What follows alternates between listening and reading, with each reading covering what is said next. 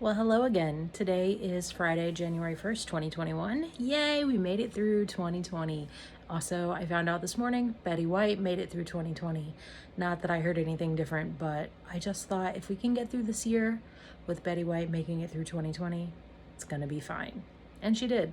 Of course, she's going to outlive us all, so I don't know why I'm worried. Unfortunately, you can probably see by looking at this whole situation that not a whole lot has changed since the last time we chatted. I've been thinking a little bit about what I want to do, and I think I just want to resume filming at my own pace. I've been filming pretty consistently, so I have a lot of footage from the last 8 or 10 months, but I really haven't been making videos and posting the footage online, and I think I'm just ready to get started on that again. So here I am filming, and some of that footage I may use later, but for now I'm just going to keep it. For a little life update, I started a new job in March, which I can't remember if I posted about or not. And I was really excited about that because I thought that meant that I was going to be going back to work and not working from home anymore. And then the pandemic hit. So I have been continuing to work from home since March in my new position. And I love my new job, but I was super excited to be able to actually go to my office and get more steps, get more social interaction. But alas, that's not happening. I am getting more professional interaction, more social interaction with my colleagues, but it's all via Zoom. It's all from home through phone and email and Zoom. So that's frustrating, and that also means I'm not getting as much exercise as I anticipated. Along with that new job came really good health insurance, and that's something I've really been focusing on this year, especially this fall. I've gotten established with a new primary care doctor and a new gynecologist and a new dentist, and in February I have an appointment with a dermatologist. So I'm really taking advantage of that good health insurance and getting a lot of issues taken care of that I've been putting off for a long time, because health insurance and healthcare is expensive. So I'm really happy to be finally in a spot where I can do that. It's great to feel like I'm taking care of myself, but not so great to realize how much care I actually need. When I got established with my primary care physician, of course, we did a whole panel of tests and a whole panel, I can't talk today. We got a whole panel of tests, blood work, tests to measure how well my organs are functioning, how well my body is functioning the way it should. But one not so great diagnosis that came from that is that I am a type 2 diabetic. In some ways that doesn't surprise me at all. One, because of my diet and exercise habits, but two, I have a long genetic history of that in my family. So both my parents, all of my grandparents on both sides of my family, cousins, aunts, and uncles. That doesn't surprise me at all because of the genetic component there. That's not to say that genetics is completely to blame, but I am a lot more prone to that situation than some other people might be. Fortunately, my primary care physician sort of specializes in this kind of thing, so he's got a lot of great ideas for how to manage it, how to treat it, medication I need. And one thing I really appreciate about him, and something that I was really apprehensive about, is that he doesn't really seem to be judgy about it. He says, of course, you need to eat better, you need to exercise, manage your weight, manage your health in every way you can, but it's not like he's saying, this is all your fault.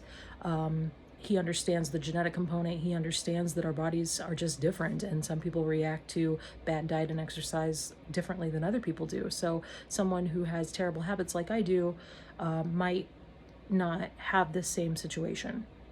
So I've really appreciated his attitude about it. Of course, he's not letting me off the hook. He's not saying, oh, it's fine, just do whatever you want, but he's also not being really rude about it either, which I was nervous about when I was first going through this process. I learned that I am deficient in vitamin D and also deficient in vitamin B, and I haven't had blood work since I've started taking those, so I don't know if they're helping, but I do notice that I feel better. Like I have more energy and just feel like I'm a little more alert and awake. And I have noticed too that my muscles and my nerves are a lot less achy since I started taking the B12.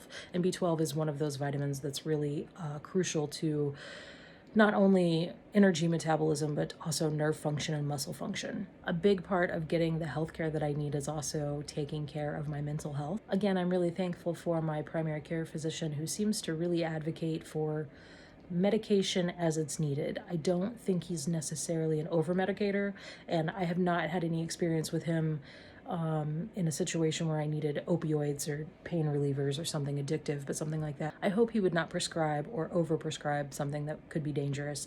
But in this case, it's worked in my favor because I mentioned to him that I really struggle with depression, sometimes anxiety. Instead of just telling me to suck it up or get my life together or be more motivated on my own, he said, okay, this is a problem that we can probably solve with medication.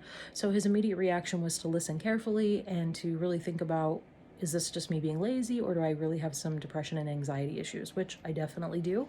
And he really took that information and said, you know yourself, you know your own mind, you know your own feelings. If you think you can't handle this on your own, then definitely let's get you medicated. So I've been really grateful for that. And for about, since basically late August, I've been taking Zoloft and didn't really notice any changes right away. So in November, I went back to my doctor and said, I think this could be good, but I haven't noticed any difference. I haven't noticed any negative side effects. I've not experienced anything. I literally cannot even tell that I'm taking it. And he said, okay, let's increase your dose. In addition, he added Wellbutrin, which is a stimulant that works on two different chemicals in the brain. So Zoloft works on one chemical and Wellbutrin works on two different chemicals. So this combination of medicine really attacks depression and anxiety from all sides and works on a lot of different chemicals instead of just one. I don't really know a whole lot about the brain chemistry. I have a basic understanding about SSRI, reuptake inhibitors, all of that. I don't feel like I need to know every detail of the science, but the basic details are that two different medications working on three different chemicals and a little bit of a stimulating property too. So I've been taking the increased dose of Zoloft and the Wellbutrin since about mid-November, and I have noticed a big difference. I just feel more motivated, I feel more alert, awake. I just feel like, okay, I can move forward. And I've noticed a big difference in a lot of things. I'm more motivated at home for things like mopping the floor, but also more motivated at work. I procrastinate less. I am just getting more done. I'm more personable. I'm not so grumpy. It's just been really nice to finally get the help that I need. I've also recently gotten established with a new dentist, which I say new dentist, but I didn't really have a dentist before. Again, good news is that I'm finally getting the help I need, but the bad news is it's a lot that I need. I had an appointment just this week, and with everything that needs to happen with my teeth and in my mouth, it's going to be about $8,000. And that is in addition to what my insurance covers. I have really good dental insurance, but for those of you who know anything about insurance, probably know that even really good dental insurance doesn't have a high limit for what it will cover. So that's the bad news, but the good news is that the work is going to be spread over 2 or 3 appointments, and when those appointments are finished, pretty much everything will be done. And then I'll be back to sort of a normal every 6-month examination and cleaning and feeling a little more normal and not having to play catch up from everything that's been let go for so long. I have so many cavities, I need root canals and crowns, and I have to have my wisdom teeth out, which I know most people have already had done by this point in their lives, but mine have never really been a problem. They've never been painful. They grew in straight. They didn't become impacted. They didn't grow in crooked. They didn't cause any pain. So I just never really felt the need to have them taken out. But now they have cavities, and the dentist is saying, like, look, you have to get your wisdom teeth out, or you're just going to or they're just going to rot out. Because wisdom teeth, even for people who are really diligent about their oral hygiene, are hard to keep clean. They're so far back there, they're cavity prone. That makes sense to me, so that's part of the process and part of why this is going to be pretty expensive. But I'm really thankful to be able to afford this. It's a lot of money, but this is something that we can plan for. This is something that we can budget for, and ultimately it won't be a huge financial hardship. I don't want that to sound like, oh my God, I'm so special, I have money. It's not like that at all. I understand that there are so many people who can't afford to do what they need to do, and until very, very recently, I was one of those people.